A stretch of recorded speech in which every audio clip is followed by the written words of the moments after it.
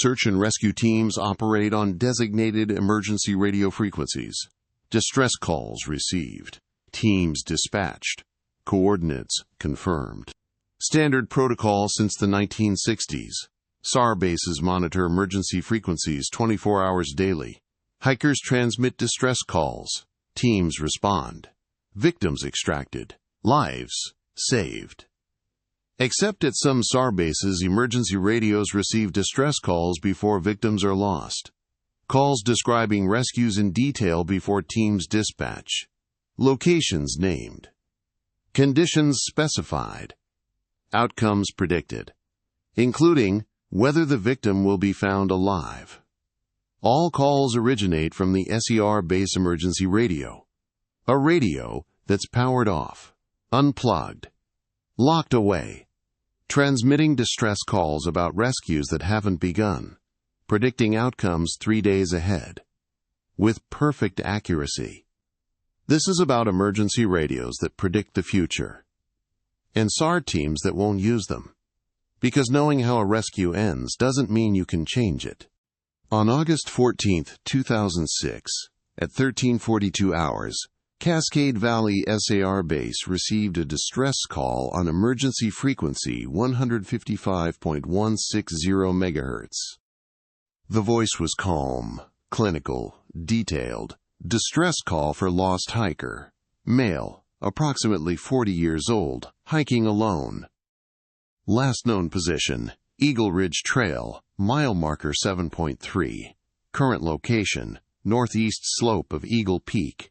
Elevation 5, 800 feet. Hiker disoriented.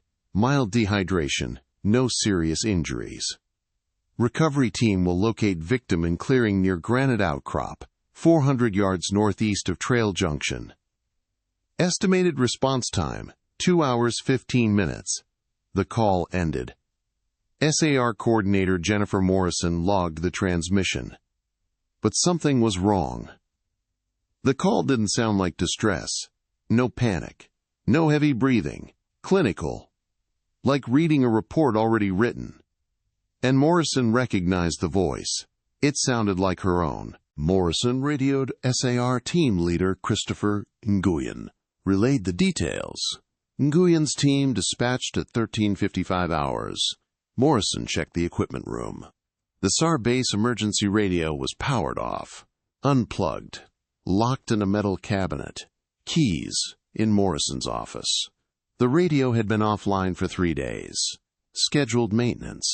The radio was off. But Morrison had received the call on 155.160, and when she played back the recording, the voice was identical to hers.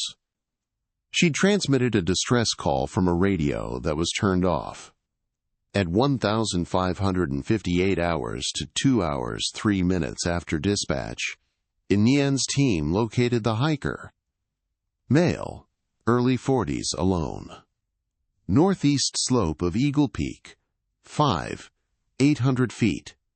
Clearing near Granite Outcrop, 400 yards northeast of Trail Junction. Disoriented, mild dehydration, no serious injuries. Exact match to the call. Nguyen interviewed the hiker. The hiker had no radio, never called for help, sat down to wait after getting lost. Morrison filed an incident report. Unexplained transmission on emergency frequency. Victim details accurate. Radio equipment offline during transmission. District response. Continue normal operations. Monitor for additional anomalies. Morrison reinstalled the radio. Resumed monitoring. No explanation. The radio that had been off had transmitted a perfect prediction of a rescue that occurred exactly as described. By March 2012, SAR coordinator Lisa Park had documented 17 prediction calls, all on emergency frequency 155.160, all from the base radio, all transmitted while the radio was offline, all predictions flawless. June 3, 2012, 0830 hours prediction call. Lost climber, female, 28 years old, summit attempt north face route, fall from 200 feet, fractured ankle, Location: ledge 400 feet below summit. Helicopter extraction. Response time: 4 hours 30 minutes. Victim stable. 08:45 hours. Climbing party reports overdue member. Female, 28. North face attempt. Helicopter dispatched. 13:15 hours. Victim on ledge, 400 feet below summit. Fractured ankle. Extraction completed. Response: 4 hours 30 minutes. Victim stable. Perfect match. July 19, 2012, 14:20 hours. Prediction: child lost, male, 6 years old, Willow Creek Campground. Last seen 13:30 hours. Current location: creek bed 1.2 miles downstream. Child uninjured, hypothermic. Recovery near fallen log at creek bend. Response time: 3 hours 10 minutes. 14:45 hours. Family reports missing child. 6 years old, last seen 13:30. Teams deployed. 17:55 hours. Child found at creek bed 1.2 miles downstream, near fallen log. Hypothermic, uninjured. Response: 3 hours 10 minutes. Perfect match. September 8, 2012. Prediction: hiker, male, 55. Cardiac event. Ridge Trail mile marker 4. Conscious, chest pain. Located seated against tree. Medical response required. Response time: 1 hour, 45 minutes. Transported to hospital, stable. 20:35 hours. Emergency call. Husband, chest pain. Ridge Trail mile 4. Medic team dispatched. 2,220 hours. Victim seated against tree, conscious. Transported to hospital, stable. Response: 1 hour, 45 minutes. Perfect match. 17 rescues. 17 predictions. All accurate. Locations exact. Response times within minutes. Outcomes correct. Park ordered equipment audit. The radio showed no malfunctions. When powered on, it functioned normally. When powered off, unplugged, locked away, it still transmitted predictions. Park verified this personally. August 22nd, she removed the radio, unplugged it, removed the battery, locked it in her desk drawer. At 15:20 hours, she received a prediction on 155.160. The drawer was locked. The radio unplugged, no battery, off.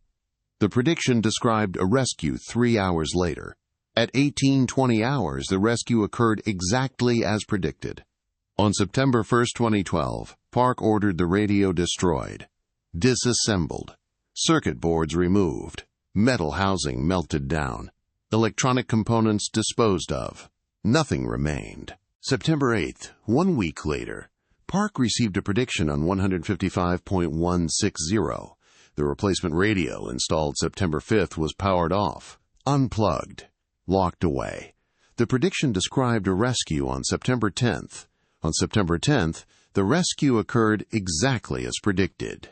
Park sealed the replacement radio in evidence storage, ordered SAR personnel to use personal radios.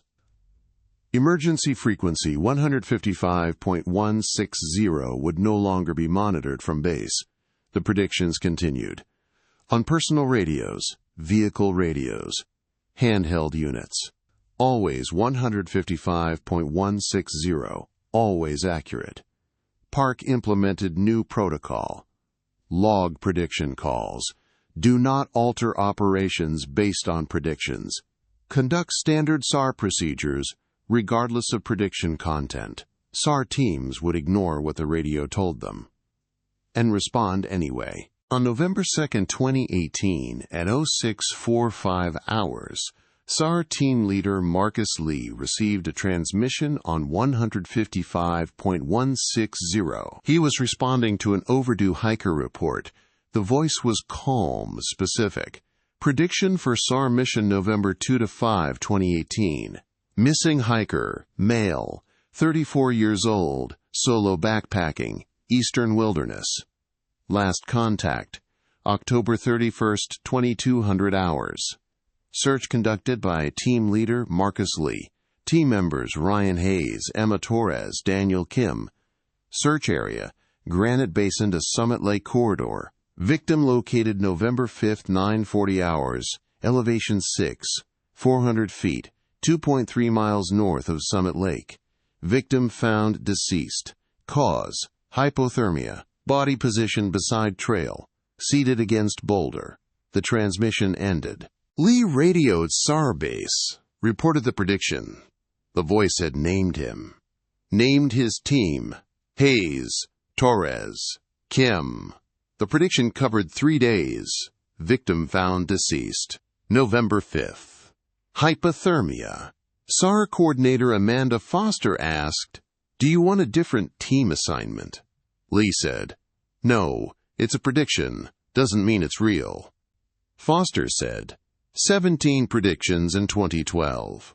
All accurate. They're always accurate, Marcus. Lee said, "Then we'll prove this one wrong." November 2nd, 800 hours. Search initiated. Missing hiker confirmed. Male, 34. Solo trip. Eastern Wilderness.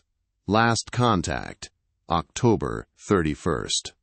Search team, Marcus Lee, Ryan Hayes, Emma Torres, Daniel Kim. Exact team from prediction. Search area, Granite Basin to Summit Lake Corridor. Exact area from prediction.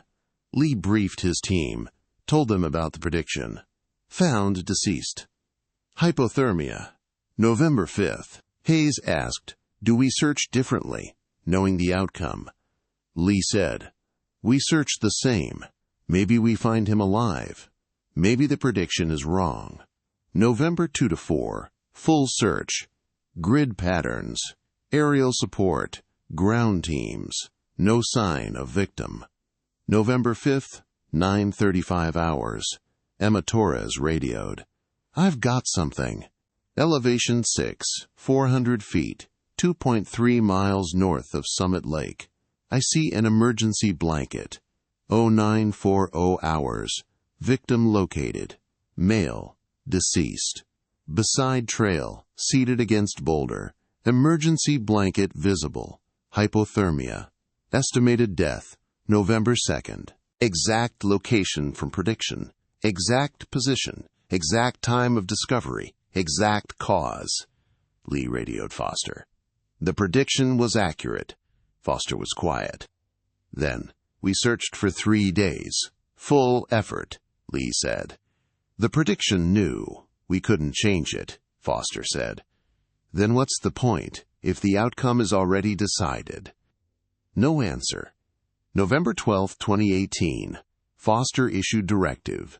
SAR base emergency radio decommissioned. Frequency 155.160 will not be monitored. All operations use personal radios on alternate frequencies. If personnel receive transmissions on 155.160 describing future rescue operations, log details but do not alter planning. Prediction accuracy does not constitute actionable intelligence. The base radio was sealed, frequency abandoned, SAR shifted to alternate channels, but personnel still heard transmissions on 155.160. Predictions. Days ahead. Team assignments. Locations. Outcomes. Including deaths. SAR teams stopped monitoring 155.160. Ignored predictions. Conducted standard searches. And victims were found exactly where prediction said. Exactly when. Alive or deceased. Exactly as predicted. Because the frequency knew. Before teams dispatched. Before victims were reported missing. The frequency knew how every rescue would end. And SAR couldn't change it. Current SAR radio protocol. Revised November 2018. SAR base emergency radio is decommissioned. Equipment sealed in evidence storage. Emergency frequency 155.160 MHz will not be monitored from base station. All SAR operations utilize personal radios on designated tactical frequencies. Emergency frequency monitoring is discontinued. If personnel receive transmissions on 155.160 describing future rescue operations, log transmission time and predicted outcome. File as Prediction Radio Incident Report. Do not alter operational planning based on predictions. Predictions do not constitute actionable intelligence. Conduct standard search procedures regardless of predicted results. Do not discuss prediction accuracy with victims, families, or media. Prediction transmissions are equipment anomalies. SAR teams are reminded. Prediction accuracy does not indicate predetermined outcomes. Execute full search efforts regardless of predicted results. Emergency frequency silent since 2018. Radio destroyed. Sealed. Frequency abandoned. HAR uses alternate channels. Don't monitor 155.160, but they still hear calls. On personal radios. Vehicle units. Calm voice. Detailed predictions. Locations. Team assignments. Outcomes. 3 days ahead. When predictions say, victim found alive, teams search. Victim found alive, where predictions said. When predictions say, victim found deceased, hypothermia, teams search anyway. 3 days. Full effort. Day 3. Victim found deceased. Hypothermia. Exact location. Exact cause. SAR abandoned the frequency. Changed protocols. Don't listen to predictions. Search every mission, like the outcome isn't known. But the frequency hasn't abandoned SAR. Still transmitting. Still predicting. Team members. Names. Coordinates. Recovery times, outcomes, because something on 155.160 knows how rescues end. Before they begin, knows which victims will be found alive, which won't, knows what SAR teams will find, and teams search anyway. Because protocol says predictions don't mean outcomes are predetermined. Except when prediction says deceased, victim is deceased. When it says alive, victim is alive. Every time. Exactly as predicted. The emergency frequency knows. And it's never wrong.